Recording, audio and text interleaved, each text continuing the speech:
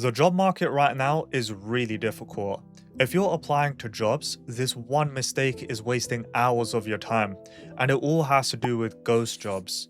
Now, I've sent out hundreds of applications, and many of them never got back. But once I found out why, my whole application process changed. So I want to share with you the key things to look out for when job searching and a much safer way to apply. But first, let's discuss the dark side of ghost jobs. So one afternoon, I called some companies I had applied to. One of them picked up and I was curious about the update of my application. I gave my name and the role I had applied to. "Where did you find this job?" he asked, and I replied, "On Indeed." But after being unsure, he told me that they had never posted that job and it must have been someone else. I felt a bit confused and wanted to make sure I called the right company and the information checked out. I left that call wondering, why would anyone post a job that doesn't exist? I didn't realize it at the time, but this was actually a ghost job. And who knows how many other applications I had sent out beforehand that were also like this. Based on my experience, here's what you need to know. As of recent years, the number of ghost jobs on the market have been increasing, and this is a global issue. Now, I'm in the UK, and there are so many articles that highlight this, and for job seekers like you and me, this is a massive issue because we're putting in so much time crafting our resume to showcase our skills, only to realize that they won't even be seen. Now, if you've been applying to jobs for a while now and haven't heard back, this can be really demotivating. With this level of uncertainty, it almost feels like getting a job in this market is near impossible. So going back to the question, why would anyone post ghost jobs? I found out from these sources why companies do this, and the reasons will annoy you. The first reason is that leaving applications open boosts a company's reputation. Now, if a company is seen hiring, they're doing well enough that they're able to hire new people. And when looking at this from the lens of the job market, this level of growth is important, and especially when it comes to working with investors and clients, companies don't want to pass up this opportunity. And at this point, it feels like our worth is only for the sake of making the company look good. Another reason why they do this is to test the job market for a particular role.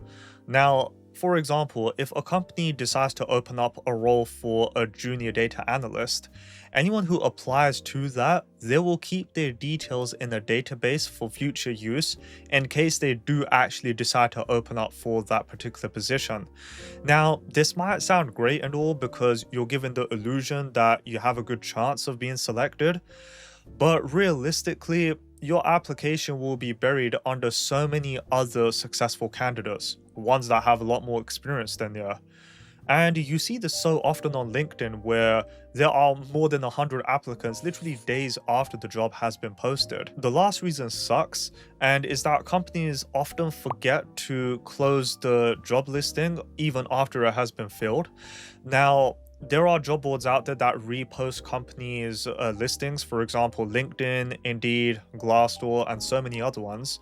And if you're the unfortunate one who comes across this and you do apply, you just won't hear a response back from them. Now, if you're someone who sends out 50 to 100 applications a week, imagine how distraught you would be knowing that 20 to 30% of your efforts are being wasted. The data suggests that ghost jobs won't stop anytime soon, so this is something we just have to accept as the norm.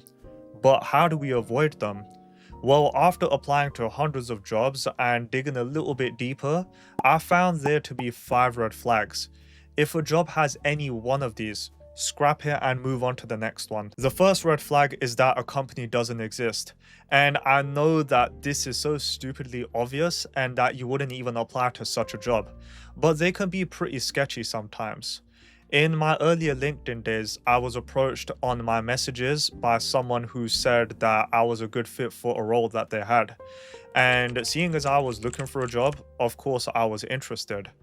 But he said to me that we don't do interviews, just show up at this location and we can have a discussion. This felt a little bit weird, so I done some extra research and went on to the company house website. In the UK, this is a website where any registered company would appear here. And when I searched up this company, I saw that it had been dissolved. I approached him with this information and I wanted to know what this is about. He kept denying stuff. After a few back and forth messages, he just stopped replying. So the story here is that don't trust everything that you're being told by someone, even if it is through a trusted platform like Indeed. If you're absolutely unsure, double check the information you're being told for your safety. The second red flag are older job posts. Now, ideally, you want to be applying to jobs that are posted within the past 30 days, since it's an indication that the company is sending out fresh applications and is quite active. Now, I have applied to jobs that have been older than 30 days, and in some rare cases, it's okay to do this. But I guess for like larger companies, for example, Meta, Amazon, even TikTok, for those companies, it's alright doing that. Not so much for medium or small companies. The third red flag is unrealistic salaries. Now, some junior and entry-level positions have such ridiculous salaries to the point that it doesn't even make sense.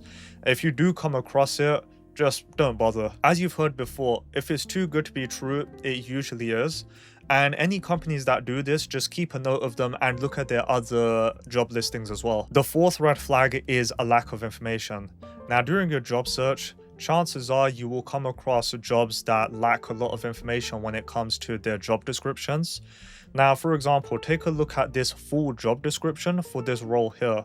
You can see that it's quite brief and doesn't really provide much information and detail when it comes to the type of person they're looking for or even the hiring process. Now compare that to this job over here. You can clearly see there's a difference in the amount of information that is provided. Jobs with signs of ambiguity don't really sit well, so it's better to not waste time on them. The last red flag are jobs that have been reposted. Now, if you're sending out applications frequently, you might come across on certain job boards jobs that have been relisted, and which is why it's so important to keep track of your applications so that you can see if there is a repeat happening. One of the best ways I track my applications is by using Notion. It's completely free and it allows me to upload all the information so easily. And I even done a setting where I can check the status of my applications. Now we know the red flags, but this still isn't enough if you don't know the safer way to apply. And once you do, the quality of your applications will be much higher than before. A bit of a controversial take, but we want to focus more on quality over quantity. So from now on, stop using the easy apply button on these job boards. Yeah, even if they do pass the red flags. And why is this the case? Well, you don't even know if the company will see applications coming in through these job boards. And on top of that, your application is going to be buried by so many other people. You want to get your application seen directly by the company. And that's why the safest way to apply is to just check the company's own website. You will bypass so many filters just by going on the website and seeing the listing live. Recently, what I've been doing is using LinkedIn to go look for companies with active listings. Then I would go and see if the same job is listed on the company's own website. And if it is, I will just apply through there. And I have already been hearing responses, which is a positive sign. If you want to take it a step further, you could contact the person on LinkedIn who's responsible for posting the job, just so that they know that you made an application to that job role. Keep going through this process every week and hopefully you will start hearing responses and it will lead to more interviews down the line. It's a much better approach to avoiding ghost jobs and sending out high quality applications rather than just blindly trusting these job boards and clicking the easy apply button. So now you know the mistake that is costing you hours of your time and how to spot the red flags of a dead job listing. But there's another side to the job market that is just as difficult to navigate, which is recruitment agencies. After trying to go through this route, things didn't work out. I made a video documenting the challenges I faced over the past 11 months of being unemployed again.